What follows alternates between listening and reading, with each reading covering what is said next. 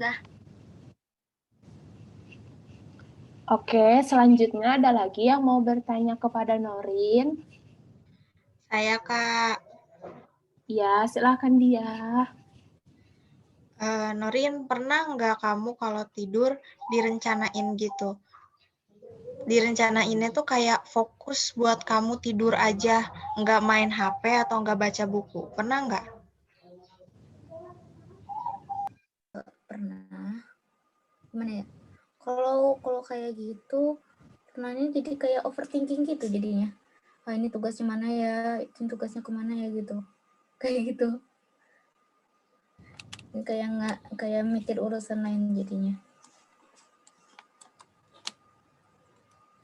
Kayak gitu. Ibu, Kak, saya mau nanya boleh nggak? Oh iya, boleh. Silakan Melda. Nyambung dari pertanyaannya Teh Dia.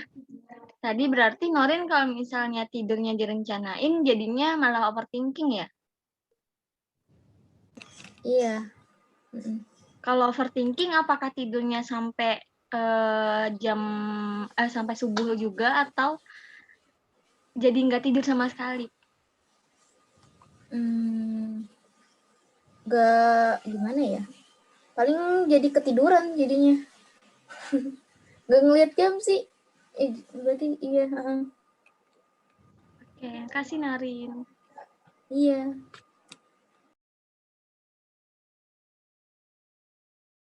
Kamila sih mau nanya, Iya, boleh. Silakan Kamila.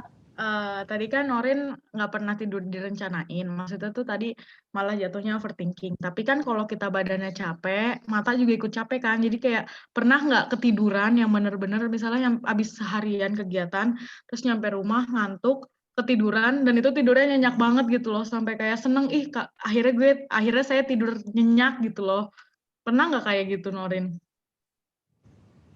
Pernah kayak gitu. Ya udah, berarti keluar aja main. Gimana tuh pandemi?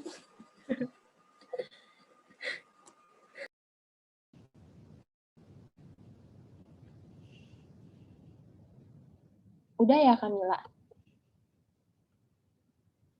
Kamila udah? Iya udah, terima kasih.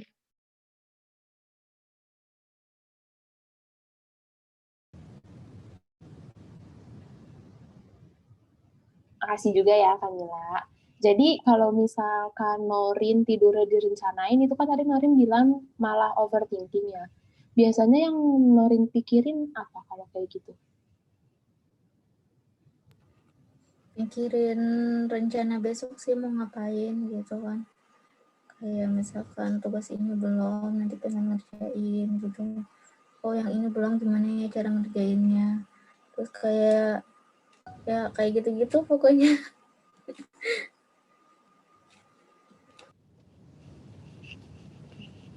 Ada lagi yang mau bertanya sama Norin?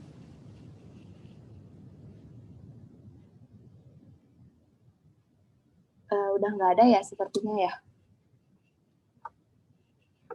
Oke, kalau udah nggak ada, berarti saya yang mau nanya ya Norin.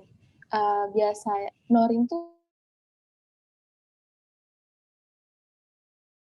SMA kayak begitu, atau ada saat dimana Norin juga nggak mikirin tentang yang ketakutan Norin tadi? Gimana? Nggak kedengeran tadi, keputus. Oh, keputus ya sinyalnya. Oh, ya Nggak udah. tadi yang depan-depan. Norin kan kayak begini udah dari lama ya, udah dari SMA ya. Nah, Norin itu dari SMA sampai sekarang itu selalu cemas kayak gitu, atau ada saatnya Norin nggak cemas gitu? Ada yang buat kayak nge-distract gitu loh. Kayak misalkan kalau sekarang kan kita kan mikirnya banyak gitu kan, mahasiswa akhir gitu. Itu pasti yang dipikirin yang itu gitu loh, bukan yang ini, bukan yang waktu itu gitu. Cuman kalau kayak santai-santai kayak gitu kan, itu bakal kepikiran lagi jadinya. Gitu. Terus Norin kalau misalkan cemas segini, kalau lagi di luar, misalkan lagi nginep atau lagi nggak di rumah gitu, itu Norin tetap cemas gitu atau enggak? Enggak, itu cuman di rumah aja. Kalau di rumah kan kayak luas gitu. Kalau di misalkan karena aku kan ngekos gitu kan waktu dulu itu biasa aja. Soalnya kan ruangannya kecil gitu, jadi kayak bisa dijagain gitu, bisa dilihat dari sisi manapun gitu. Gitu. Jadi Norin cemasnya itu kalau saat di rumah aja ya, karena di rumah itu kan nggak bisa diawasin semuanya gitu ya. Oke, makasih Norin. Oke, saya cukupkan ya sesi pertanyaan ini. Selanjutnya, ada yang ingin memberikan solusi kepada Norin?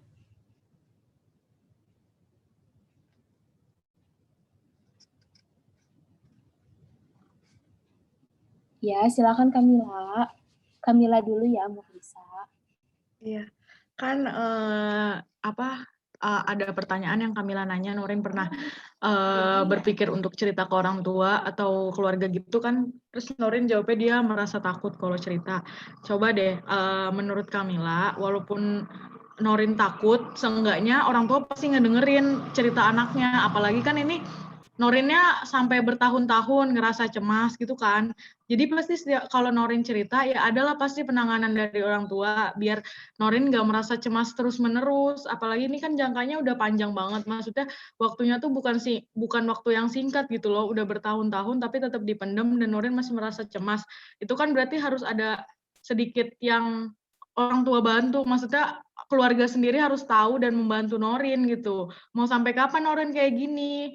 Kan nanti Norin juga pasti bakal berkeluarga, masa harus tetap merasa cemas, kan nggak bisa kayak gitu. Jadi seenggaknya Norin harus bercerita ke orang tua Norin atau enggak keluarga Norin gitu. Kalau menurut Kamila kayak gitu.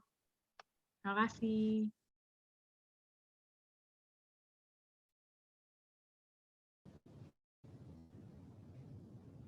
Makasih ya, Kamila.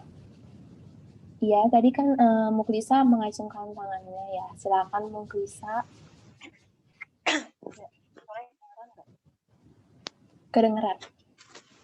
Ya, jadi menambahkan dari Kamila, aku setuju sama Kamila kalau Norin itu perlu cerita sama orang tua, minimal ke orang tua. Karena apa? Karena orang tua, keluarga juga kan ngerasain kejadian saat itu gitu. Saat Norin ke sana kan mereka juga ngerasain sama-sama. Jadi mereka juga pasti tahu situasi seperti apa, dampaknya seperti apa.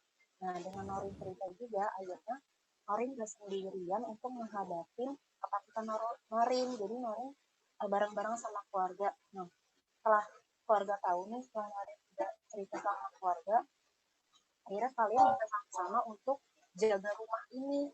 Kayak misalkan bareng-bareng untuk ngecek rumah, kayak kalau mau tidur malam, apa yang udah dicuci, terus barang-barang apa yang harus diamani, jadi bareng-bareng untuk saling jaga.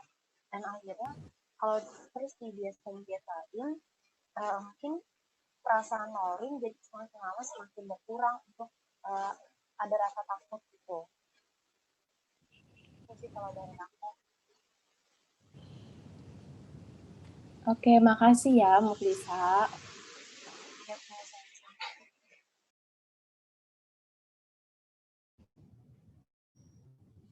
Ada lagi yang mau menyampaikan solusinya? Ya, silakan Melda. Melda dulu ya dia.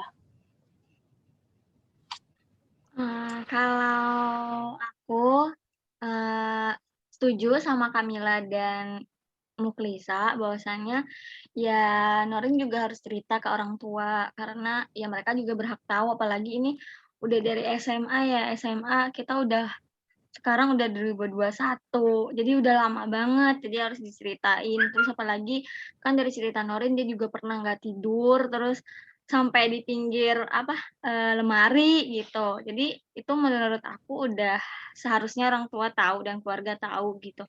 Dan tadi dari pertanyaan aku juga kan aku tanya, "Norin kalau misalnya nggak bisa tidur harus ngapain?" Kan main HP dan baca buku. Nah, kalau menurut aku mending nggak usah, main HP, karena kalau main HP pasti nambah nggak bisa tidur, karena ya kita pasti scroll-scroll media sosial dan sebagainya gitu. Mungkin bisa baca buku aja kali ya, karena kalau baca buku kan kita adalah orang-orang yang bisa baca buku pasti ngantuk gitu. Nah, terus sama kalau misalnya kalau aku, kalau lagi nggak bisa tidur pasti minum susu. Tuh, jadi bisa, lebih cepet lah tidurnya kalau aku minum susu. Mungkin bisa Norin coba gitu. Itu aja, makasih. Makasih, Mbak. Oke, silakan tadi dia mengangkat tangannya ya. Iya, saya juga setuju sama saran yang dikasih Kamila dan Muklisa kalau misalkan Norin harus bercerita sama orang tua Norin supaya Norin gak ngerasa sendiri dan supaya orang tua Norin juga tahu gitu. Apalagi emang benar tadi kata teman-teman saya, ini jangka waktunya sudah lumayan lama dari SMA bahkan sampai sekarang kan ya Norin. Nah, saran dari saya juga bisa membuat diri Norin tuh kayak produktif gitu. Produktif di sini artinya semakin tubuh kita capek dan lelah gitu, semakin kita bisa cepet tidurnya gitu. Iya gak sih Norin? Iya, oke. Nah, kalau dari saya itu. Makasih dia. Karena semuanya sudah memberikan solusinya, saya simpulkan kembali ya. Jadi kalau solusi dari teman-teman yang paling rata-rata teman-teman memberikan solusi bahwa Norin itu sebaiknya cerita sama orang tuanya, jangan dipendam sendiri karena ini kan udah sampai berlarut-larut ya, udah sampai 4 tahunan lah ya, udah lumayan lama. Karena kalau misalkan Norin dipendam sendiri, Norin nggak tahu nih hal apa sih yang harus Norin lakukan. Karena Norin cuma bisanya mendem aja, mendem sendiri gitu. Dan terus tadi ada yang memberikan solusinya bahwa Norin harus produktif ya. Jadi karena kalau biasanya kalau kita produktif itu kan kita akan capek, terus kita tuh biasanya tidur kita akan lebih nyenyak. Terus tadi ada yang memberikan solusinya bahwa alangkah baiknya sebelum tidur itu jangan bermain gadget karena biasanya kalau bermain gadget itu bisa membuat kita jadi semakin tidak bisa tidur. Jadinya waktu tidur kita menjadi sangat berkurang. Dan yang terakhir tadi Melda memberikan solusinya bahwa sebelum tidur coba deh untuk minum susu karena biasanya kalau minum susu itu bisa membuat tidur semakin nyenyak. Gitu ya, Norin. Berdasarkan dari solusi yang telah disampaikan oleh teman-teman, komitmen dari Norina sendiri gimana nih? Apa nih yang akan Norin lakukan untuk permasalahan Norin tadi? Karena semuanya bilang kalau harus cerita gitu kan, cuman ya dicoba dulu kali ya. Mungkin nggak gimana ya, mungkin nggak secepat tentunya nggak sekarang gitu, mungkin nanti besok mungkin kayak gitu kali ya. Ya gitu ya, sama kayak Melda tadi saranin juga, mungkin nanti dicoba buat minum susu kayak gitu ya, sama baca-baca buku, kayak baca-baca ya baca-baca yang bikin ngantuk gitu kan ya.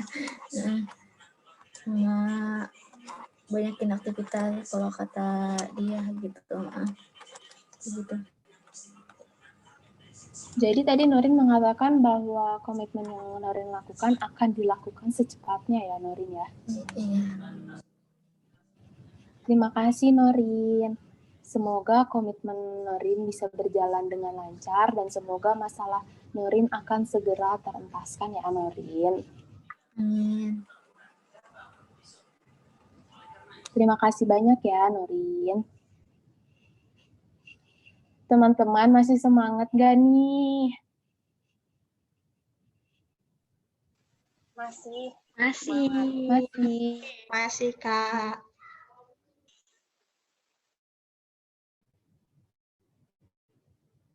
Yang lainnya masih semangat? Masih. Masih semangat. Supaya lebih semangat lagi, saya mau mengadakan games. Pada mau nggak? Mau, Kak. Mau main game. Boleh, boleh. Nama permainannya adalah storytelling. Storytelling ini merupakan permainan sambung kata atau sambung cerita. Jadi, misalkan saya memulai satu kalimat cerita, suara saya kedengeran kan ya? Kedengeran. Kedengeran. Oke. Jadi misalkan saya memulai satu kalimat cerita, contohnya seperti ini. Pada sore hari yang cerah, Caca berlari di GBK bersama dengan teman-temannya. Kemudian saya menunjuk secara random atau saya memilih bernama Muklisa untuk melanjutkan. Jadi nanti Muklisa melanjutkan ceritanya misalkan seperti ini. Caca berlari hingga kelelahan dan ia membeli minum di warung. Setelah itu, Muklisa memilih teman yang lainnya untuk melanjutkan cerita tersebut. Tapi karena ini kan anggotanya termasuk sedikit ya, jadi nanti di paling